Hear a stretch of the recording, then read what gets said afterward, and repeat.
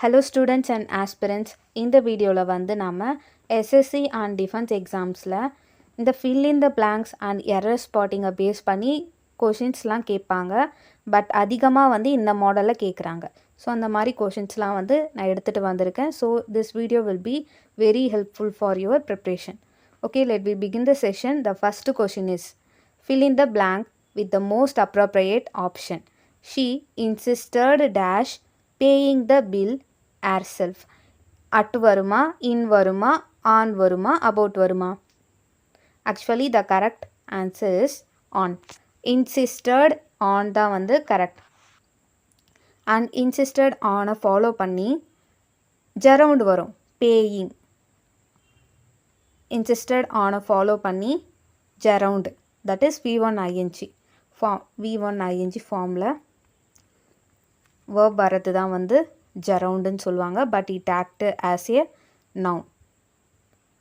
Next question. He is a man. Dash word is born. The options are who, whom, whose, which.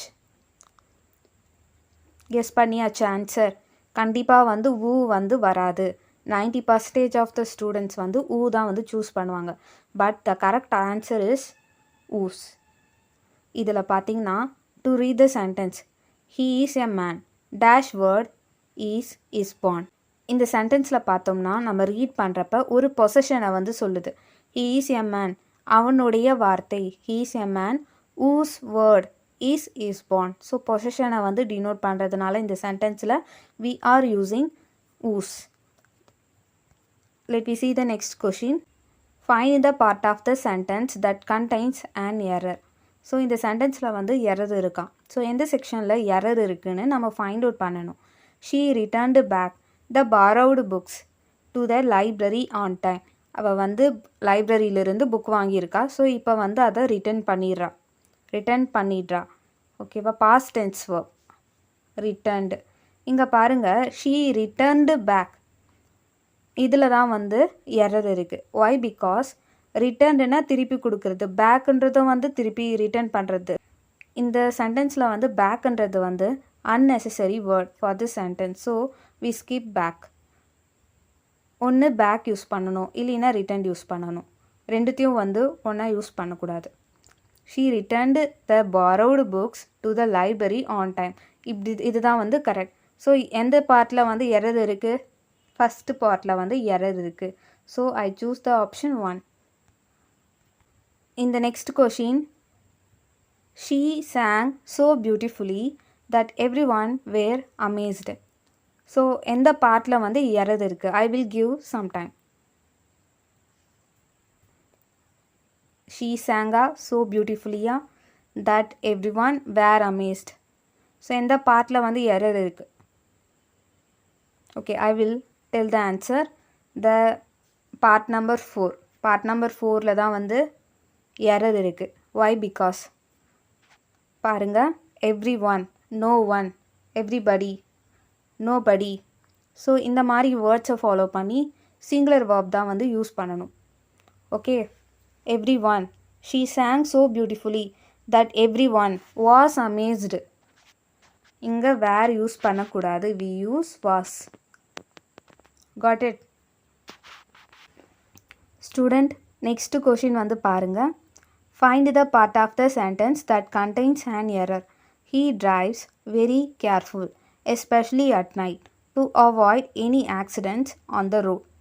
So error வந்து எந்த பார்ட்டில் இருக்குது? Now I am going to tell the answer. So error வந்து part number 1. He drives very careful. இந்த பார்ட்டில் தான் வந்து error இருக்குது. why because he drives how carefully. இங்கே adverb தான் நம்ம வந்து யூஸ் பண்ணணும்.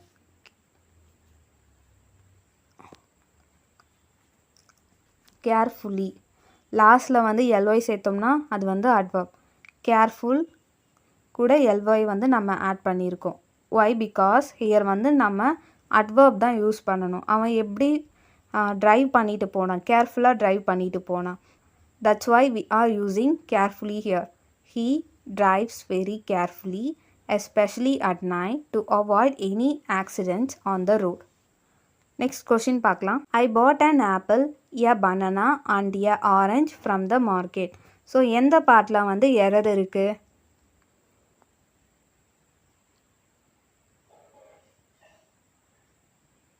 ஸோ ஃபைண்ட் அவுட் பண்ணிட்டீங்களா? The answer is part number 3. I bought an apple. இங்கே வந்து ஆர்டிக்கல் எரர். ஸோ இந்த கொஷின் வந்து based on article error. Apple முன்னாடி வந்து ஆன் யூஸ் பண்ணியிருக்காங்க, பனானா முன்னாடி ஏ யூஸ் பண்ணியிருக்காங்க. ஆரஞ்ச் ஸோ வவல் சவுண்ட் வருது.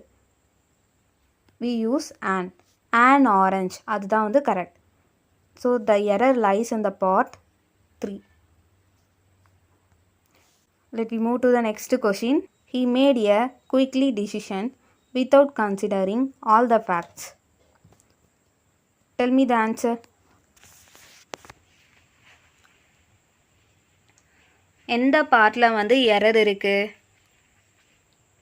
வீடியோவை பாஸ் பண்ணிவிட்டு நீங்கள் யோசிங்க. தென் அப்புறம் வந்து இந்த வீடியோவை கண்டினியூ பண்ணி பாருங்கள். எந்த ஆப்ஷன் வந்து கரெக்ட் ஆன்சர் சொல்லிவிட்டு தெரிஞ்சுக்கோங்க. Now I am going to explain. He made a quickly decision without considering all the facts. This is a sentence. So இதில் வந்து he made a quickly decision. டிசிஷனுக்கு முன்னாடி வந்து நம்ம அட்ஜெக்டிவ் யூஸ் பண்ணுறோம். இங்கே குயிக் டிசிஷன், இங்கே அட்வர்ப் போட்டிருக்காங்க. Given சென்டென்ஸில் வந்து அட்வர்ப் கொடுத்துருக்காங்க. பட் நமக்கு அட்ஜெக்டிவ் தான் தேவை. Quick decision. இங்கே டிசிஷன்ன்றது வந்து என்னது? ஒரு நவுனா? ஸோ நவுனை வந்து சிக்னிஃபை பண்ணுற மாதிரி நம்ம அட்ஜெக்டிவை தான் யூஸ் பண்ணணும் இங்கே. So that's why we are using quick here. He made a quick decision without considering all the facts. Okay student, இந்த வீடியோவில் வந்து நான் ஒரு சின்னதாக ஒரு எக்ஸசைஸ் கொடுக்குறேன். MLA, member of legislative assembly. எம்எல்ஏக்கு முன்னாடி வந்து நம்ம என்ன ஆர்டிக்கலை வந்து யூஸ் பண்ணணும்? எம்எல்ஏக்கு முன்னாடி என்ன ஆர்டிக்கலை யூஸ் பண்ணணும்? அண்ட் ஆல்சோ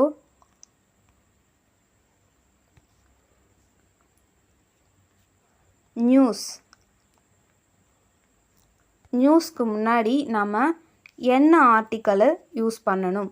நியூஸ்க்கு முன்னாடி நம்ம என்ன ஆர்டிக்கல் யூஸ் பண்ணணும்? ஸோ 2 கொஷின் வந்து உங்களுக்கு ஹோம்ஒர்க்காக கொடுக்குறேன். அண்ட் இதை வந்து கமெண்ட் செக்ஷனில் கமெண்ட் பண்ணுங்கள். அண்ட் தேங்க்ஸ் ஃபார் வாட்சிங் திஸ் வீடியோ.